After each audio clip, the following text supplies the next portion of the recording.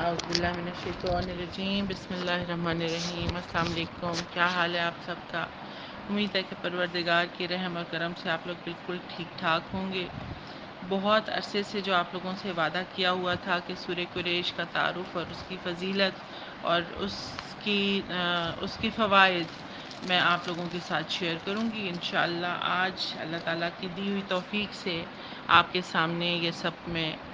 Share کر رہی ہوں۔ پروردگار قبول کرے اور ہمیں قرآن کو سمجھنے کی توفیق عطا فرمائے، اور اس کے ساتھ قرآن کو ہمارے لیے باعث رحمت اور باعث برکت جیسا بنایا ہے پروردگار نے، اس سے بڑھ کے قرآن کو ہمارے گوشت اور پوشت میں شامل کرے، الہی آمین۔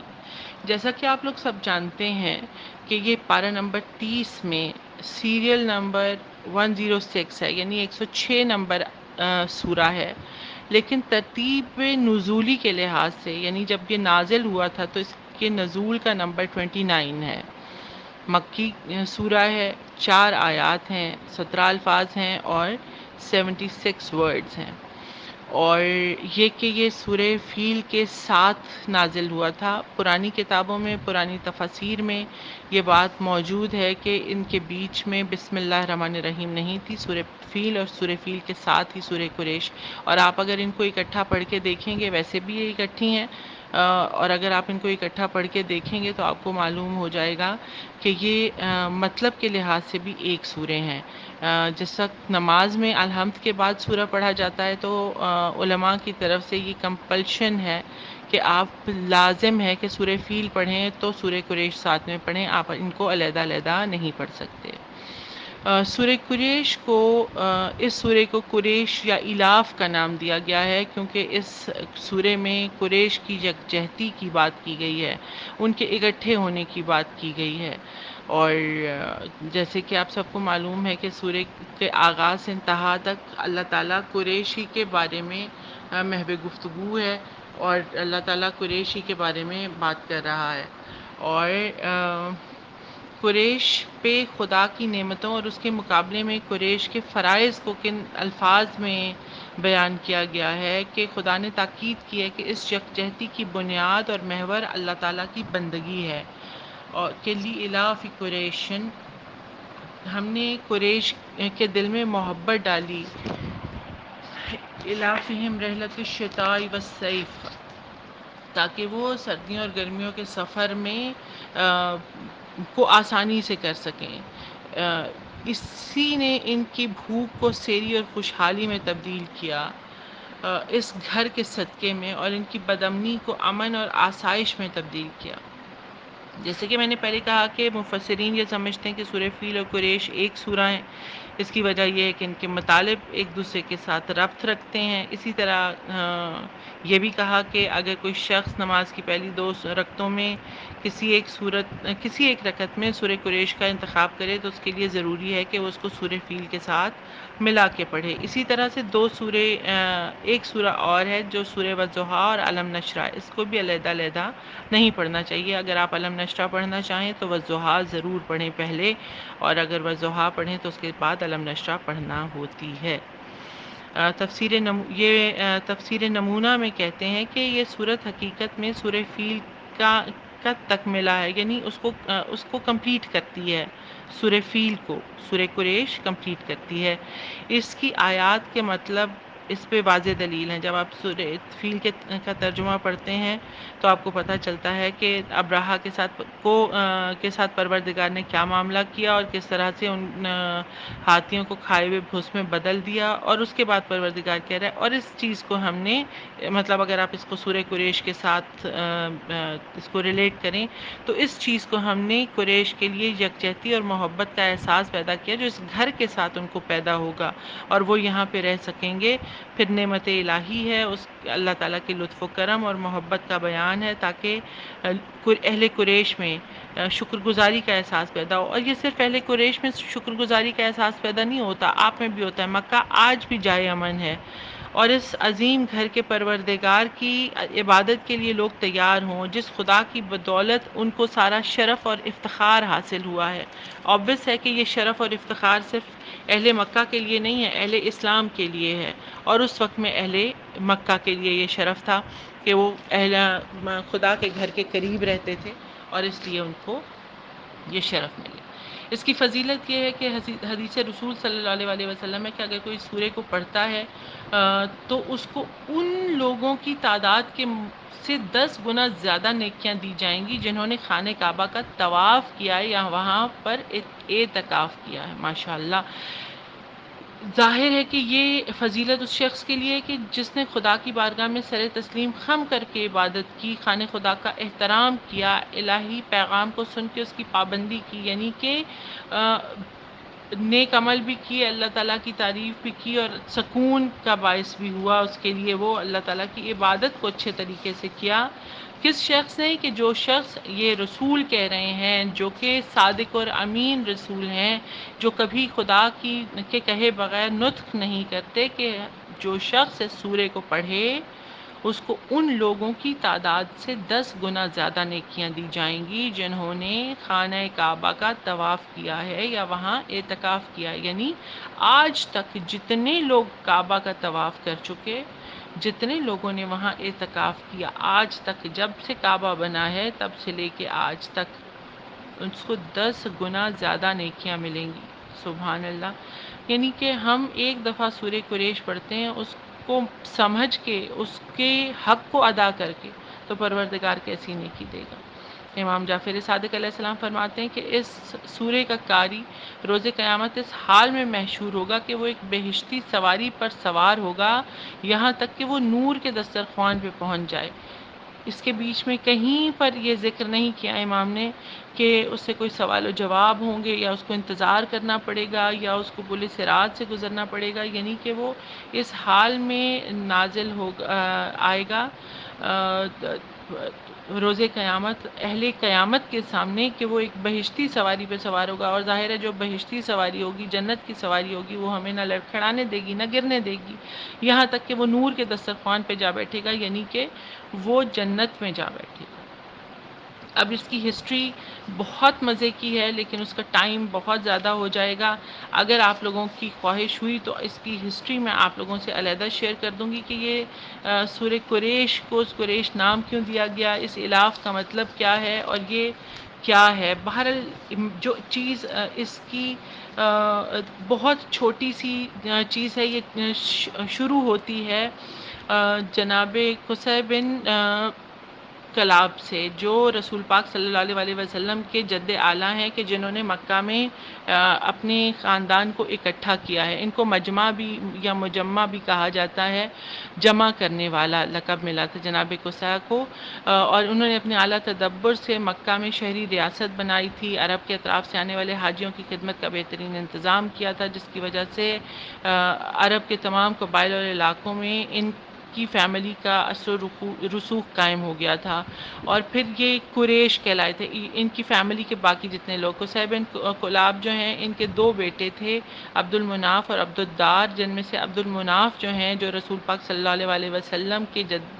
پردادا ہیں، ان کو جناب عبد المناف کو، جن کی قبر بھی موجود ہے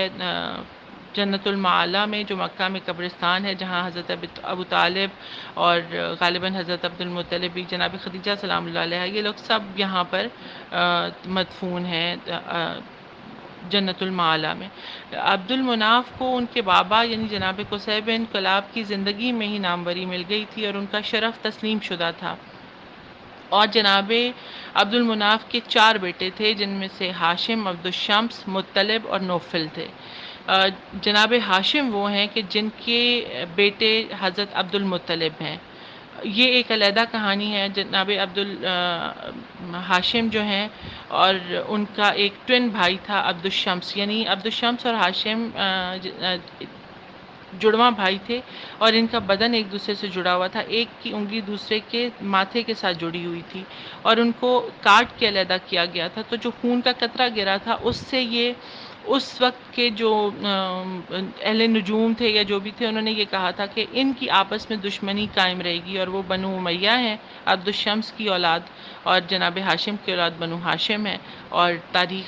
بالکل واضح ہے، سب لوگ جانتے ہیں کہ بنو امیہ ہمیشہ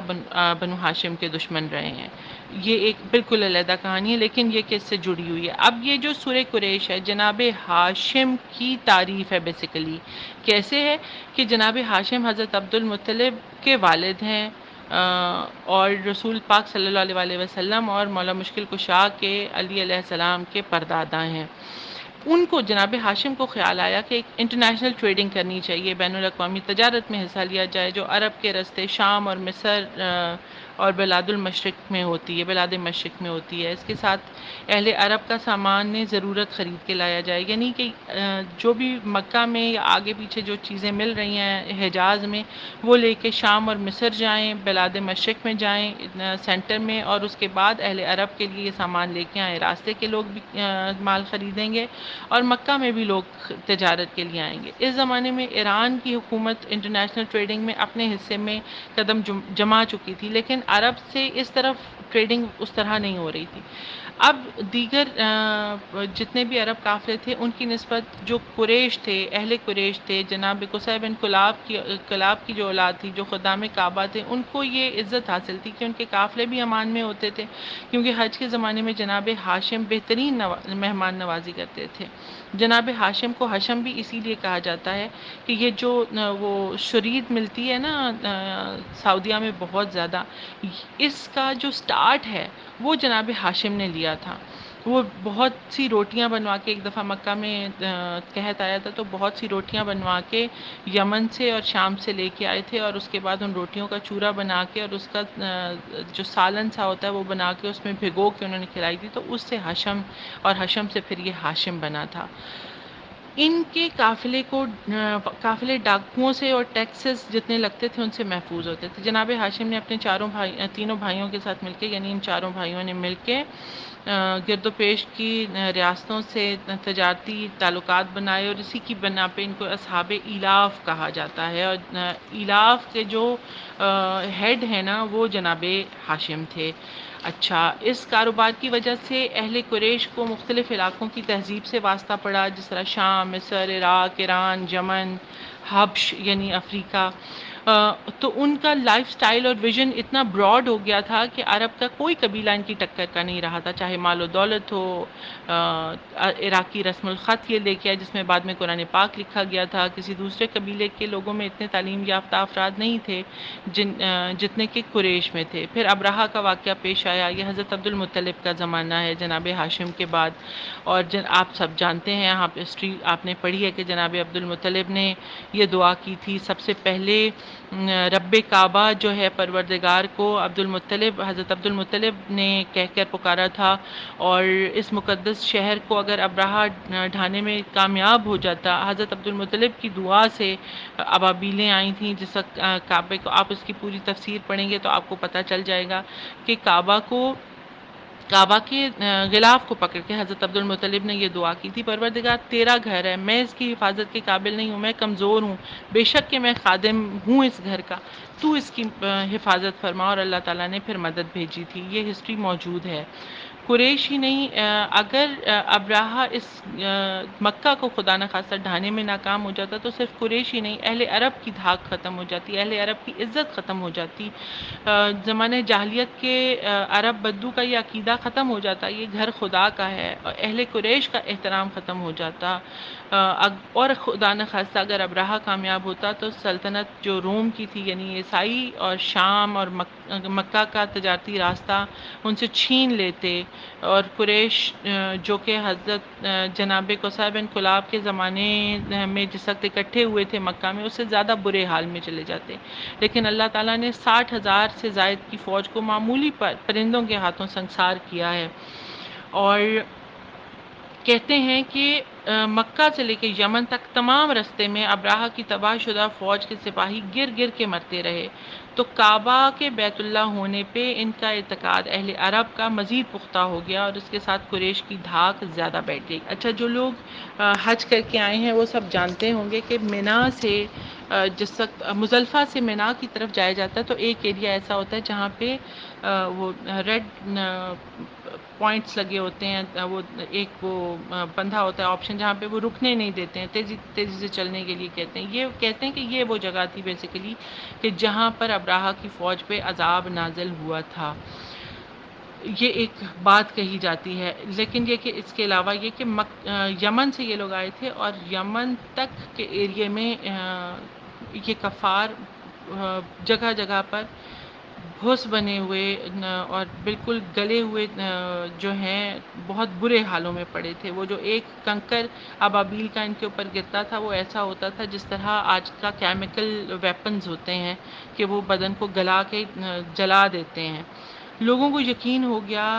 کہ یہ لوگ خاص لوگ ہیں اہل قریش اور ان پہ اللہ کا خاص کرم ہے. ان کے قافلوں کو ہی نہیں،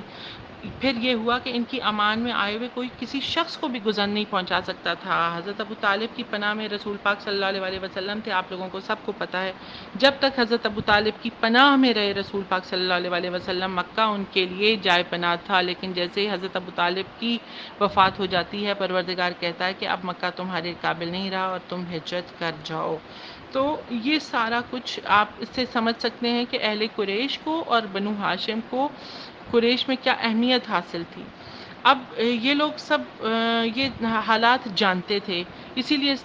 سورے میں بہت تفصیل نہیں ہے، سب کو یہ ہسٹری معلوم تھی. صرف پروردگار نے اتنا کہا کہ جب تم جانتے ہو کہ یہ اللہ کا گھر ہے، اس گھر کی تو فعل تمہیں یہ امن حاصل ہوا ہے کہ تمہاری تجارتوں کو فروغ بخشا گیا ہے، تمہیں فاقہ زدگی سے بچا کے خوشحالی دی گئی ہے، تو پھر تمہیں اس اللہ کی عبادت کرنی چاہیے. اچھا، تاریخ کا ایک اور وقت بھی ہے یہ الاف سے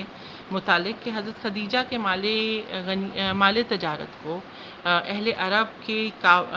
جو راہزن قافلے تھے ان سے بچانے کے لیے حضرت ابو طالب نے ایک کام کیا تھا. ایک کیا کہیں گے کہ ایگریمنٹ سائن ہوا تھا جس کے تحت انہوں نے مکہ کی تقریباً ہر قبیلے کی انویسٹمنٹ کروائی تھی حضرت خدیجہ کے کاروبار میں. تو یہ پہلی دفعہ ایک وہ کمپنی بنی تھی، لمیٹڈ کمپنی بنی تھی جس کو الاف کا نام دیا گیا تھا. عربی میں یہ جو الاف ہے نا، یہ آپ کے جو مشترکہ کاروبار ہوتا ہے اس کے لیے استعمال ہوتا ہے. اب وہ جناب ہاشم کا بھی ہے اور حضرت عبداللہ کا بھی ہے، حضرت ابو طالب کا بھی ہے. یہ بھی ہسٹری کا ایک پیج ہے الاف سے متعلق. اچھا، اب ہم بات شروع کرتے ہیں سورہ قریش کے فوائد پہ. سب سے پہلا فائدہ اس کا، اور اچھا یہ ایک چیز ذہن میں رکھیے گا کہ یہ بہت سی چیزیں ہیں، کیونکہ کئی دفعہ ایسا ہوتا ہے کہ آپ صرف پڑھتے ہیں، آپ سنتے ہیں، آپ کو یوٹیوب پہ، آپ کو نیٹ پہ یہ ساری چیزیں ملتی ہیں، لیکن ہم نے یہ چیزیں سب پریکٹس کر کے دیکھی ہیں. آپ کو جو کچھ بھی آپ کے ساتھ میں سورہ قریش کے فوائد شیئر کرنے لگی ہوں، یہ یاد رکھیے گا کہ یہ سب ہماری پریکٹس میں ہیں. ہم جتنے بھی ہماری مومن بہنیں ہیں اور ہم لوگ آپس میں بات کرتے ہیں، کسی کو کوئی پرابلم ہو، ہم نے اس کے ساتھ یہ سب کچھ پریکٹس کیا ہے، ہم نے دیکھا ہے کہ واقعتاً ایسا ہو رہا ہے. اچھا، بسم اللہ الرحمن الرحیم. اس کے فوائد شروع کریں. اس کا سب سے پہلا فائدہ یہ ہے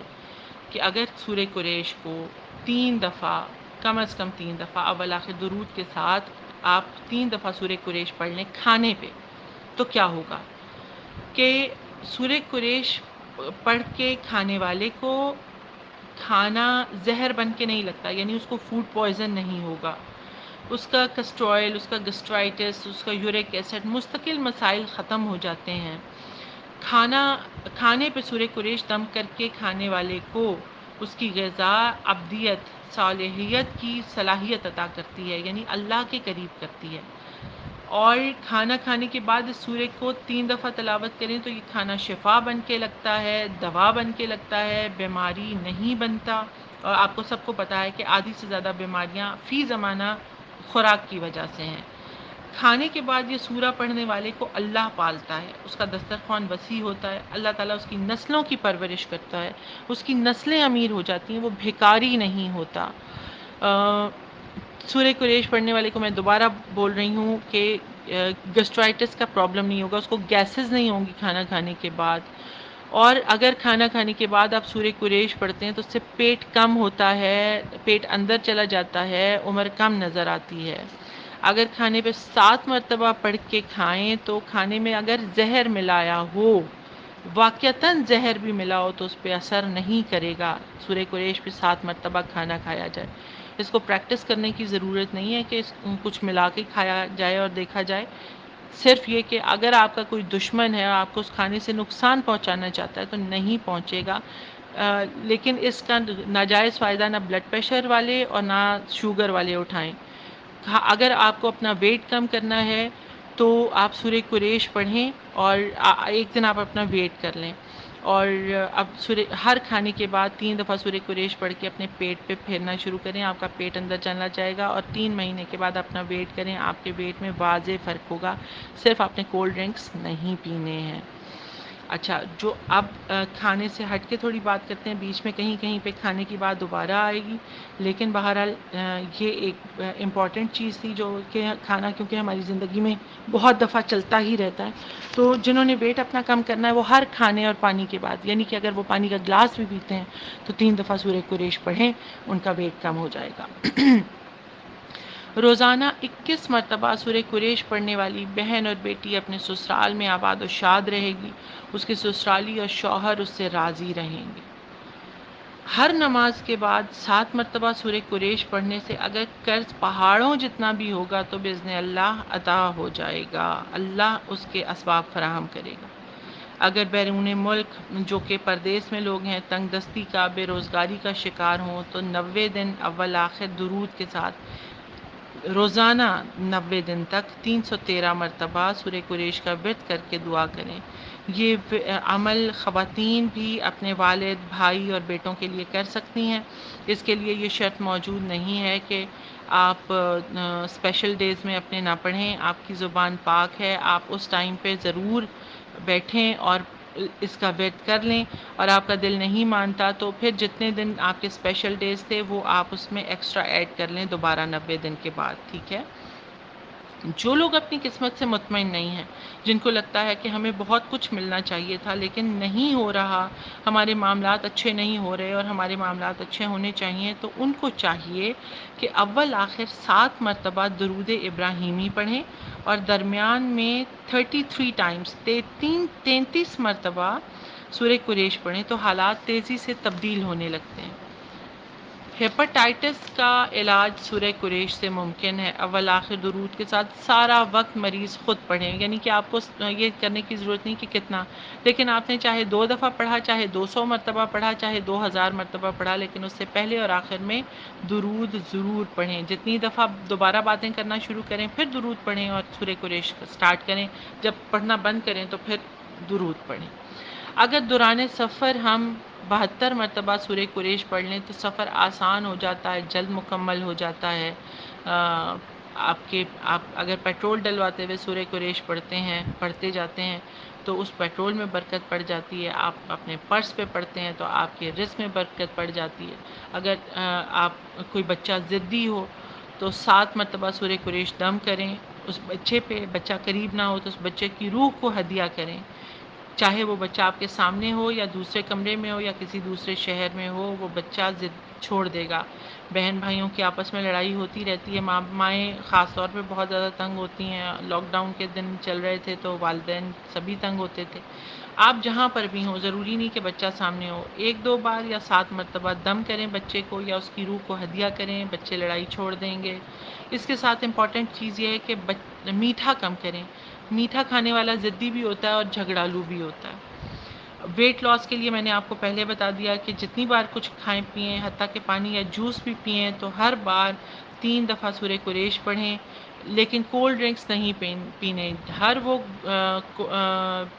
میٹھا جس میں آپ کے یہ سوڈا وغیرہ ملتا ہے جیسے پیپسی، کوک، مرنڈا وغیرہ سب ہیں، یہ سب نہیں پینے ہیں۔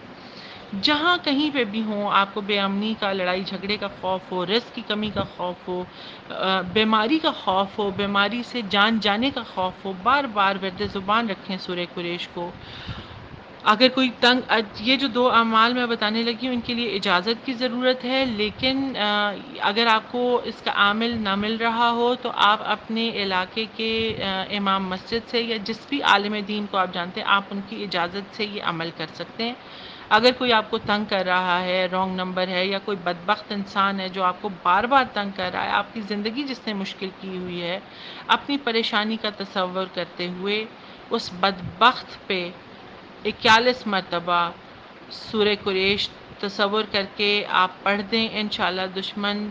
بالکل غائب ہو جائے گا۔ اس کے لیے اجازت کی ضرورت ہے، کسی بھی عالم دین سے پوچھ لیجئے، اجازت لے لیجئے کہ آپ کی اجازت سے میں یہ پڑھ رہی ہوں۔ 41 مرتبہ پڑھنا ہے جب تک یہ معاملہ رفع دفع نہ ہو جائے۔ سنگین مقدمات کی میں عدالت میں داخل ہونے سے پہلے 41 مرتبہ سینے پہ پڑھ کے دم کریں۔ زوال کے وقت کم از کم 11 دن پڑھیں، اجازت کی ضرورت ہے اس کے ساتھ۔ اچھا، یہ دو عمل ہیں جن کے ساتھ اجازت کی ضرورت ہے۔ سورہ قریش فقر کو ختم کرتی ہے، بھوک کو ختم کرتی ہے۔ دل کے مریض اس کی تلاوت کریں، جن کو آپریشن کی ضرورت ہے وہ ایک چینی کی پلیٹ پہ زعفران سے سورہ قریش لکھیں اور مریض کو پلائیں۔ دانت میں درد ہو تو باوضو ہو کے نمک پہ 21 مرتبہ سورہ قریش دم کریں اور وہ نمک دانتوں پہ ملیں، دانتوں کے درمیان میں رکھیں، دن میں 3 مرتبہ کم از کم۔ یہ مت سوچیے گا کہ بلڈ پریشر ہائی ہو جائے گا، آپ کو بہت زیادہ نمک یوز نہیں کرنا، اور جب سورہ قریش پڑھی ہوگی تو آپ کو کچھ بھی نہیں ہوگا۔ یہ صورت تمام بیماریوں سے نجات کے لیے اکسیر ہے، خاص طور پہ شوگر، فالج، بواسیر۔ اگر بعد از نماز عشاء 111 مرتبہ شوگر، فالج اور بواسیر کے مریض پڑھیں یا ان کے گھر والے پڑھ کے دم کریں مریض پہ تو ان کو بہت فرق پڑے گا۔ میں نے جیسے پہلے کہا کہ اپنے پرس پہ، اپنی گاڑی میں فیول بھرواتے ہوئے، اپنی گراسری پہ سورہ قریش یا سورہ کوثر دم کریں، سواری کا کرایہ طے کرتے ہوئے سورہ قریش پڑھیں، سودا سلف لیتے ہوئے جب گراسری کرنے جاتے ہیں تب سورہ قریش پڑھیں، رستہ بھول جائیں تب سورہ قریش پڑھیں، فوڈ پوائزن سے بچنا چاہتے ہیں تب سورہ قریش پڑھیں، سواری نہ مل رہی ہو، آپ گرمی میں یا سردی میں کھڑے ہوئے ہوں یا آپ نے سواری اپنی خریدنی ہو تو سورہ قریش پڑھیں، سفر میں مشکلات ہیں تو سورہ قریش پڑھیں، گاڑی خراب ہو گئی ہے تب سورہ قریش پڑھیں، موبائل یا کوئی بھی موٹر یا بجلی کا کوئی سامان، کوئی مشین، کوئی فریج خراب ہو جائے، کچھ مشکل ہو، اول آخر درود کے ساتھ 41 مرتبہ سورہ قریش پڑھیں۔ جتنی پریگننٹ خواتین ہیں وہ زمانہ حمل کے دوران صبح اور شام ایک ایک تسبیح اگر پڑھیں تو وضع حمل میں آسانی ہوگی، بچے کی حفاظت ہوگی۔ میں نے پہلے کہا کہ گراسری پہ پڑھیں، 101 مرتبہ پڑھیں، بیماریاں اور مشکلات ختم ہوتی ہیں سورہ کے پڑھنے سے، زندگی میں سکون، سکھ، چین، عافیت اور برکت آتی ہے، کیونکہ وہ خود کہتا ہے پروردگار وَآمَنَهُم أَطْعَمَهُم مِّن جُوعٍ وَآمَنَهُم مِّن خَوْفٍ۔ تو پروردگار ہر طرح سے عافیت اور برکت، سکھ اور چین دیتا ہے۔ صبح شام اس کا ورد کرنے والے کے مقدر میں کامیابی ہوتی ہے، ہر پریشانی، الجھن، بیماری، خوف، دکھ دور ہوتا ہے۔ بس اس سورے کو اپنی زندگی کا ساتھی بنائیں، سفر ہو، گھر ہو، زندگی ہو، موت کا وقت ہو، کھانا پینا، اولاد، گھر، جھونپڑی، محل، ہر جگہ۔ ایون علماء نے کہا ہے کہ اگر شوہر اور زوجہ ملاپ سے پہلے 5، 7 یا 11 مرتبہ اس سورے کو پڑھتے ہیں تو اولاد خوشحال پیدا ہوتی ہے اس ملاپ کی صورت میں۔ بھوک، غم، خوف، دشمن، چوری، ڈاکہ، پریشانی اور کسی مشکل کا سامنا اس اولاد کو نہیں ہوگا کہ جس کے والدین نے اپنے ملاپ سے پہلے اس سورے کا ورد کیا ہوگا اس نیت سے۔ رزق کی برکت ہوتی ہے اس سورے کو پڑھنے سے، تنگ دستی اور غربت اور فقیری دور ہوتی ہے۔ اور رات کے وقت اکثر آج کل تو گرمیاں بھی ہیں، اگر آپ کو چھت پہ لیٹنے کا موقع مل جائے تو چودھویں کے چاند کو دیکھتے ہوئے اپنی کئی جو حاجات ہیں ان کی برابری کے لیے آپ پڑھیں کہ پروردگار تو اس چاند کا خالق ہے، تو میرا خالق ہے، جس طرح یہ چاند باہر سے اندر سے ٹھنڈا اور روشن مجھے نظر آ رہا ہے، اسی طرح تو مجھے ٹھنڈا اور پرسکون اور روشن کر دے، سکون دے دے، میری نسلوں سے اندھیرا دور کر دے، وہ چاہے اندھیرا ناکامی کا ہو، ذلت کا ہو، مشکل کا ہو، خوف کا، تنگ دستی کا، ناکامی کا، ہر طرح سے پروردگار آسانیاں کرے، گمراہی دور ہو، ذلت دور ہو، معرفت ملے، توفیق ملے، امن ملے، مددگار اور ساتھی اور غمگسار چاہیے ہوں تو اس طرح سے سورہ کو پڑھیں۔ اگر چاند کو دیکھتے ہوئے چاند کی روشنی میں خوف، فتنہ، پریشانی، ناکامی، چوری، دشمن، جانور، جن، پری، خود نفس اور انسان کا خوف، انسان کے شر کا خوف، شیطان کے شر کا خوف، سورہ قریش پڑھیں۔ اگر معاشی پریشانیاں ہیں، کاروباری، رزق کے مسائل ہیں، کسی بھی چیز کے لیے، اگر اچھا ایک اور اس کی بڑی مزیدار بات ہے کہ سورہ قریش میں تقریباً 39 نقطے ہیں، اور اگر بسم اللہ کو ساتھ ملا لیں تو 43 نقطے ہیں۔ اگر ان نقطوں کی تعداد کے برابر آپ سورہ قریش پڑھتے ہیں تو جتنے ہمارے دل پہ گناہوں سے لگتے ہیں نقطے، جتنے نقطے لگ کے ہمارا دل سیاہ ہوتا ہے، وہ صحیح ہوگا، دل مالا مال ہوگا، آبرومند ہوگا، صحت مند اور آباد ہوگا، روحانی اور جسمانی بیماریاں دور ہوں گی۔ یہ پروردگار کے اس سورے کا خاص انعام ہے ہم سب کے لیے۔ پروردگار اس کو اپنی بارگاہ میں قبول کرے، سب کے لیے آسانیاں کرے۔ یہ آڈیو لمبی ہو گئی ہے، لیکن جو کچھ مجھے پتا تھا وہ سب میں نے آپ کے ساتھ شیئر کیا ہے۔ پروردگار اس کو اپنی بارگاہ میں قبول کرے، ہم سب کے لیے آسانیاں کرے، گناہوں کو معاف کرے، مشکلات کو دور کرے، اور ہمیں قرآن کو سمجھنے کی توفیق عطا فرمائے۔ اور یہ جو ورد سورہ قریش کا ہم کر رہے ہیں، اس کے صدقے میں جو ہماری پریشانیاں ہیں وہ سب دور ہوں، اور انشاءاللہ کہ ہم اس سورہ قریش کے صدقے میں آبرو، عزت، امن، سکون، خوشحالی دنیا اور آخرت کی سب حاصل کر سکیں، اپنے لیے، اپنی اولادوں کے لیے، اپنے بزرگوں کے لیے۔ دعاؤں میں یاد رکھیے گا۔ پروردگار آپ سب کا حامی و ناصر ہو۔ الہی آمین۔ مولا وارث۔